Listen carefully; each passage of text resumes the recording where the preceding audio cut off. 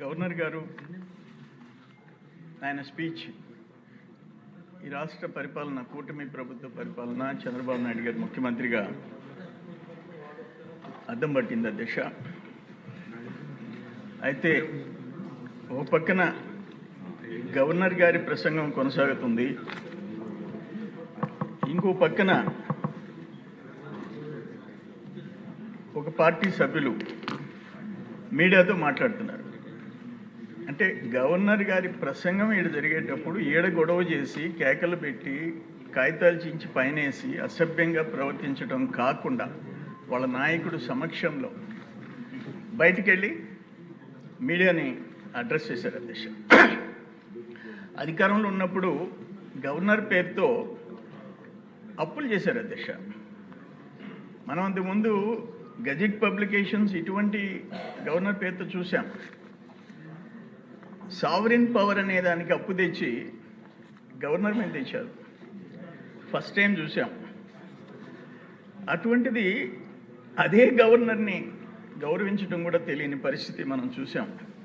అంటే జగన్మోహన్ రెడ్డి పరిపాలనలో అధికారంలో ఉన్నప్పుడు ఎట్లా పరిపాలన చేయకూడదో ఒక ఉదాహరణ, ప్రతిపక్షంలో ఉన్నప్పుడు అధికారం కోల్పోయిన తర్వాత ఏ విధంగా వ్యవహరించకూడదో అది కూడా ఒక ఎగ్జాంపుల్ అధ్యక్ష. వ్యవస్థల్ని సర్వనాశనం చేసిన విషయం అందరికీ తెలుసు. ఇప్పుడు కూటమి వచ్చిన తర్వాత పెట్టుబడులు వస్తున్నాయి.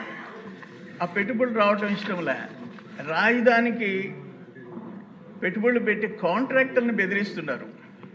కంపెనీలకు భూములు ఇస్తే కోర్టుకి వేస్తున్నారు.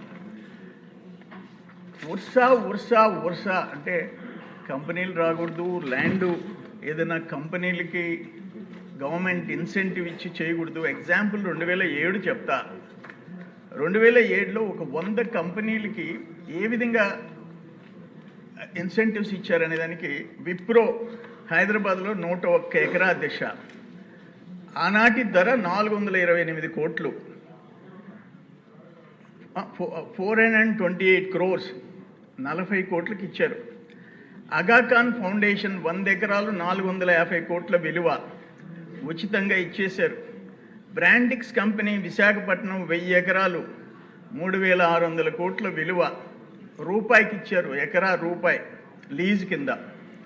ఇన్ఫోసిస్ గట్కేస్కర్లో హైదరాబాదులో 447 ఎకరాలు 1225 కోట్లు 54 కోట్లకి ఇచ్చేసేసారు. అటువంటివన్నీ మనం చూసాం. కానీ ఇంత ఘోరంగా రాష్ట్రానికి పెట్టుబడులు రాకూడదు, సంక్షేమ కార్యక్రమాలు జరగకూడదు, అభివృద్ధి జరగకూడదు అని చెప్పేసి కోరుకునే ఒక రాజకీయ పార్టీని మనం ఎవరిని చూడలేదు అధ్యక్ష. జగన్మోహన్ రెడ్డికి ఆయన విధ్వంసం అంటే ఆయనకి ఇష్టం, శవ రాజకీయాలంటే ఇష్టం. ఆయన పార్టీ ఒక ఎమ్మెల్సీ డిక్కులో శవం వేసుకుని వస్తే ఆయన భుజం తడతాడు.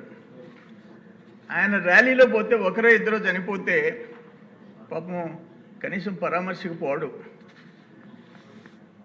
పార్టీ నాయకుల్ని, వేరే పార్టీ నాయకుల్ని బూతులు తిడితే, తల్లిదండ్రులను అగౌరవపరిస్తే వాళ్ళ ఇంటికి పోయి పరామర్శిస్తాడు. పోయేటప్పుడు ఒకరో ఇద్దరో ర్యాలీలో చచ్చిపోవాలా. దీన్ని ఏమంటానంటే నేను మర్చెంట్ ఆఫ్ డెత్.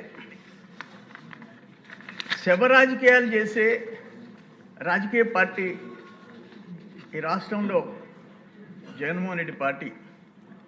అందుకనే నేను మర్చెంట్ ఆఫ్ డెత్ అంటాను. తల్లిదండ్రుల్ని దూషించిన వాళ్ళని